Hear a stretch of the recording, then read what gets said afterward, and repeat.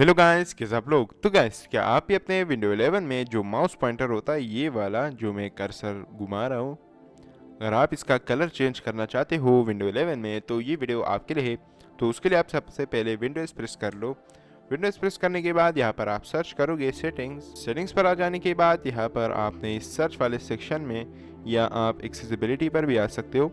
Accessibility पर आ जाने के बाद यहाँ पर आपको थर्ड ऑप्शन मिल जाता है mouse pointer and touch. Simply आप इस पर क्लिक कर लो तो यहाँ पर सामने आपको बहुत सारे ऑप्शंस मिल जाते हैं माउस कर्सर के। लाइक ये वाला है ब्लैक एंड वाइट वाला, और यहाँ पर ये वाला है एक कस्टम। तो आप यहाँ पर आप अपना कलर चूज कर सकते हो लाइक दिस। आप देख सकते हो यहाँ से आप जो भी कलर सेलेक्ट करना चाहते हो वो आप यहाँ से इजीली सेलेक्ट कर सकते हो, और आप ब्लैक वगैरह भी सेलेक्ट कर सकते हो।